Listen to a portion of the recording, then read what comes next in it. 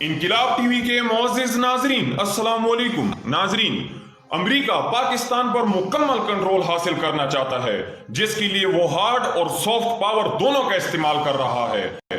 آج انقلاب T V آپ کو بتانے جا رہا ہے کہ امریکہ کی عقابی نظریں پاکستان پر کیوں جمی ہوئی ہیں اور وہ اپنے مذموم مقاصد کی تکمیل کے لیے میڈیا کو کیوں استعمال کرنا چاہتا ہے۔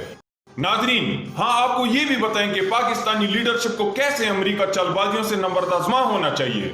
اگر آپ نے ابھی تک انقلاب ٹی وی کو سبسکرائب نہیں کیا تو ضرور سبسکرائب کے نشان پر کلک کر لیں تاکہ آپ کو اعلیٰ تحقیقی ویڈیو جلد موصول ہو سکے۔ ناظرین، دہشت گردی کی جنگ سے پہلے پاکستان مخالف امریکی لوبی جس میں جوزف ٹائی، سٹیفن کوبن، بروس ریڈل اور ڈینیل مرکے جیسے یہودی افراد پر مشتمل تھنک ٹینک بیٹھا اس بات پر غور کر رہا کہ چین کے ساتھ اگلی جنگ یعنی تھرڈ ورلڈ وار امریکہ کیسے لڑے گا۔ جنوبی ایشیا اگلی جنگ عظیم کے لیے زیر غور تھا اور جنوبی ایشیا میں بھی اس جنگ میں پاک بھارت رول پر بحث جاری تھی۔ بھارتیوں سے ان کی توقع نہیں تھی کہ وہ اس جنگ میں امریکہ کا مہرہ بنے گا اور پاکستان سے بھی انہیں کوئی خاص امید نہ تھی، کیونکہ روس ٹوٹنے کے بعد پاکستان نے جس طرح امریکہ کی جنوبی ایشیا میں ناقص پالیسی کی وجہ سے جو نقصان اٹھایا تھا وہ اتنا زیادہ تھا کہ پاکستان سے ماضی کی طرح وہ امریکہ کے لیے کسی مثبت رول کی توقع نہ تھی۔ پاکستان میں پرابلم ایریاز میں پاک بھارت کشمیر تنازع، پاکستان کا ایٹمی پروگرام اور پاکستانی عوام کے دل میں اسلام کی محبت اور امریکہ کے مقابلے میں چین کے لیے نرم گوشہ تھا، اور ان سب کی تان آ کر فوج پر ٹوٹتی تھی کہ ان سب معاملات میں پاک فوج کلیدی کردار ادا کرتی ہے۔ پاکستان سے نمٹنے کے لیے امریکہ کے بڑے کلیئر اہداف تھے، جن میں فوج سے نمٹنا، کشمیر کا معاملہ گول کر کے بھارت کے حق میں کرنا اور پاکستانی عوام کو اسلام کی وابستگی اور امریکی دشمنی سے باز کر چین کے لیے نفرت کو ابارنا تھا۔ اب ہم آپ کو یہ بتاتے ہیں کہ ان اہداف کو کیسے حاصل کیا جانا تھا۔ سب کے لیے ایک علیحدہ منصوبہ بنایا گیا۔ ان سب معاملات کو زبردستی، دونس دھاندلی، دھمکی کے ساتھ این جی اوز، معاشی لالچ اور میڈیا کا مرکزی کردار طے کیا گیا۔ ناظرین، پاکستان میں 9/11 سے پہلے ٹی وی چینلز کے میڈیا کا نام و نشان تک نہ تھا اور انٹرنیٹ تک لوگوں کی نہ تو پہنچ تھی اور نہ ہی موبائل ٹیکنالوجی عام ہوتی تھی۔ کی جنگ کے بعد جب جنرل مشرف نے اقتدار کی باغ دوڑ سنبھالی تو سب سے پہلے پاکستان کو کنٹرول کرنے کے لیے میڈیا اور این جی اوز کی آرمی کے ساتھ ساتھ سی آئی اے، MI6 اور موساد کے ایجنٹوں کی ٹیمیں تیار کی گئیں جنہوں نے افغانستان اور عراق پر قبضے کے بعد ایکشن میں آنا تھا۔ اس کام کے لیے افغانی اور بھارتی ایجنسیوں کی مدد بھی حاصل کی گئی۔ جنرل مشرف کا اقتدار، اس کا نقطہ آغاز اور تھا۔ زرداری دور میں ان تمام سیکشنز کا ایکشن میں آنا تھا اور پھر نواز شریف دور میں میڈیا کی پاکستانی عوام کے رویے کو تبدیل کرنے کی انتہائی حد تھی، جس پر کام ابھی تک جاری و ساری ہے۔ ناظرین، آپ یہاں ذہن نشین کر لیں کہ پاکستان مخالف ایجنسیوں نے دہشت گردی پھیلانے کے لیے نقلی طالبان، جن پر اسلامی انتہا پسندی کا لیبل تھا، کو بھی استعمال کرنا تھا۔ ناظرین، اب انقلاب ٹی وی آپ کو پاکستان مخالف یہودی لوبی کی اندرونی کہانی بتانے جا رہا ہے کہ اس تھنک ٹینک کی میٹنگ میں جب پاکستانی رویوں کو تبدیل کرنے کی بات ہوئی تو ایک ممبر بولا کہ پاکستانی عوام کا رویہ بدلنا امریکہ کے لیے بائیں ہاتھ کا کھیل ہے، کیونکہ امریکہ نے میخائیل گورباچوف کے دور میں اس کے گلیسنوٹ اینڈ پیرسٹروئیکا پالیسیوں کی مدد سے محض چند مہینوں میں روس کو بدل کر اس کے توڑنے میں اہم کردار ادا کیا۔ ناظرین، آسان الفاظ میں اس کا مطلب یہ ہے کہ ان پالیسیوں میں ایک کے مطابق ملٹی نیشنل کمپنیوں کو بزنس کی کھلی چھوٹ دینا ہے اور دوسری پالیسی یہ کہ عوام کو میڈیا میں کھل کر حکومتی پالیسیوں پر تنقید کرنا تھی۔ کا وہ دور ہے جس میں پاکستان میں ان دو پالیسیوں پر بھی عمل درآمد کیا گیا۔ میڈیا چینل کا فلڈ، موبائل ٹیکنالوجی کا گلی گلی گھر گھر پہنچنا، این جی اوز کو کھلی چھٹی اور بیرونی ایجنٹوں کو بھی کھلی انٹری اور چھٹی مل گئی۔ آپ کو ایک دلچسپ بات بتاتے چلیں کہ ایک موقع پر امریکی سینٹ میں سی آئی اے چیف سے سوال پوچھا گیا کہ امریکہ کے بلینز آف ڈالرز کا حساب دیں تو چیف نے صرف اتنا جواب دیا کہ وہ ہم نے پاکستانی میڈیا پر اور میڈیا میں انویسٹ کیا ہے، جس کے نتائج بہت جلد آپ خود دیکھ لیں گے۔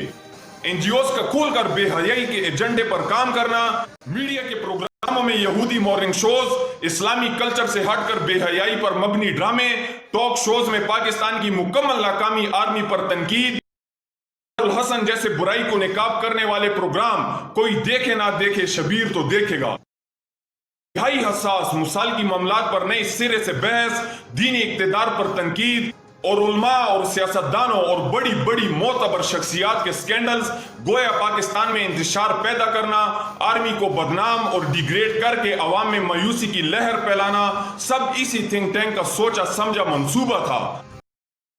یہ بھی ایک حقیقت ہے کہ امریکہ نے پاکستان کے ساتھ دوہرا رویہ رکھا ہے، حتیٰ کہ دہشت گردی کی جنگ کا پاکستان عجیب پارٹنر تھا، جو ایک طرف اس جنگ میں امریکہ کا فرنٹ مین بھی تھا تو دوسری طرف امریکہ کا سب سے بڑا دشمن بھی۔ کبھی تھپکی دی گئی تو کبھی دھمکی، اور وقفے سے ڈالروں کی ویلی بھی سر سے واری گئی۔ پاکستان کی عسکر کئی بار یہ میڈیا میں کھلے عام کہہ چکی ہے کہ پاکستان نے اس جنگ میں 150 بلین امریکی ڈالر خرچ کیے۔ پاکستان میں انتشار بھی پھیلا اور چین کے خلاف سی پیک کے متعلق پروپیگنڈا بھی خوب ہوا اور معیشت کی کمر بھی ٹوٹی۔ زرداری، نواز شریف اور عمران حکومتوں نے جو IMF سے قرضے لیے، کبھی کسی تجزیہ کار نے ان کا موازنہ دہشت گردی کی جنگ پر خرچے سے نہیں کیا۔ ناظرین، زرداری، نواز شریف بالخصوص کوئی ایسے افراد نہیں کہ جن کو کرپشن فری قرار دیا جائے، مگر ان کی کرپشن سے بھی بڑھ کر پاکستانی معیشت کا جنازہ اٹھانے میں دہشت گردی کی جنگ کا مرکزی کردار تھا۔ کے لیے کبھی پیناما لیکس تو کبھی ویکی لیکس اور کبھی ڈون لیکس کے ٹریک پر ڈالا گیا، اور میڈیا اور سوشل میڈیا نے لوگوں سے دہشت گردی کی جنگ پر معاشی خرچے کو عوام کے ذہنوں سے مکمل محو کر دیا۔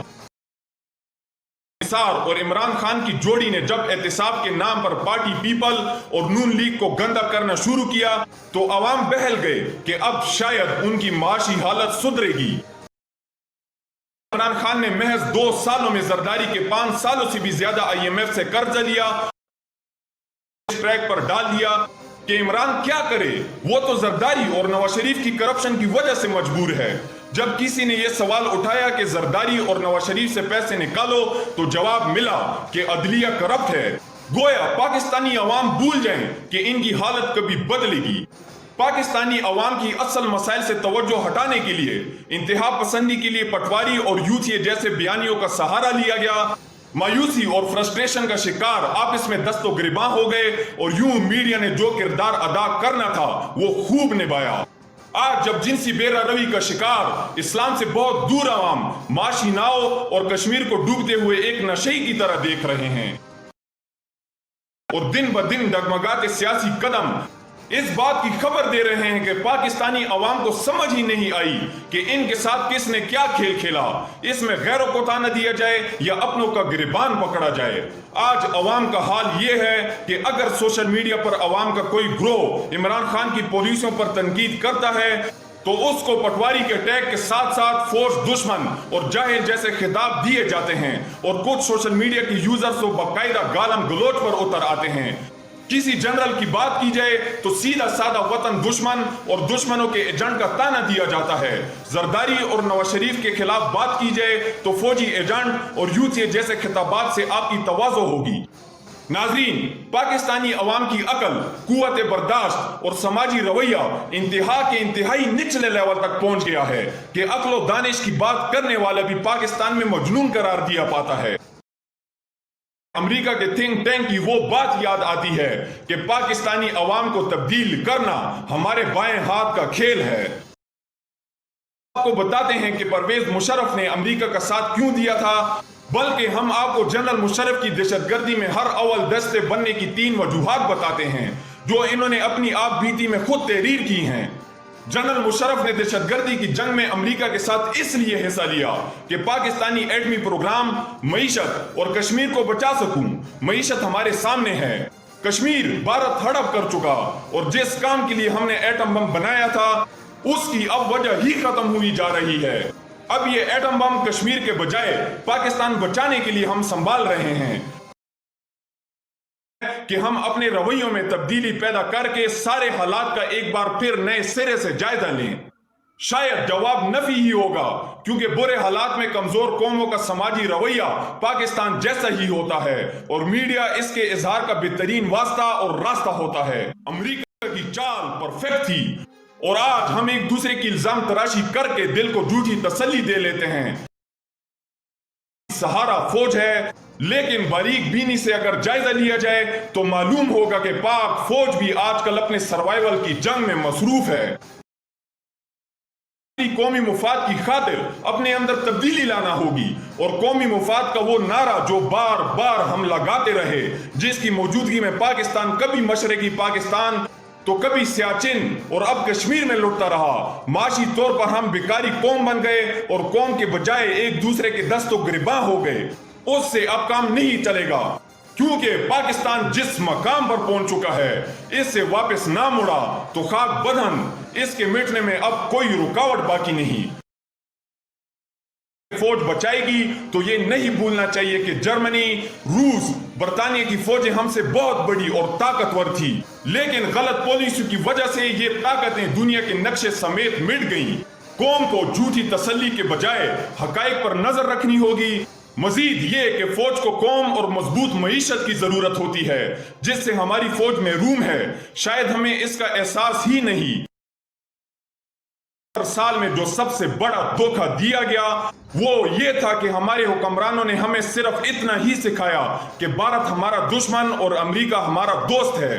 हालांकि बैनुल अक़वामी सियासत में मुफाद ही सब कुछ होता है, दोस्ती और दुश्मनी इस पर मुनसर होती है।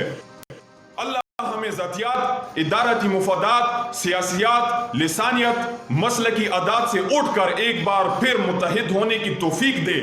अगर हमने ये ना किया तो हमारा रवैया और फहल पाकिस्तान के क़याम के लिए कुर्बान होने वाले लाखों लोगों के साथ बहुत बड़ी ज्यादती होगी।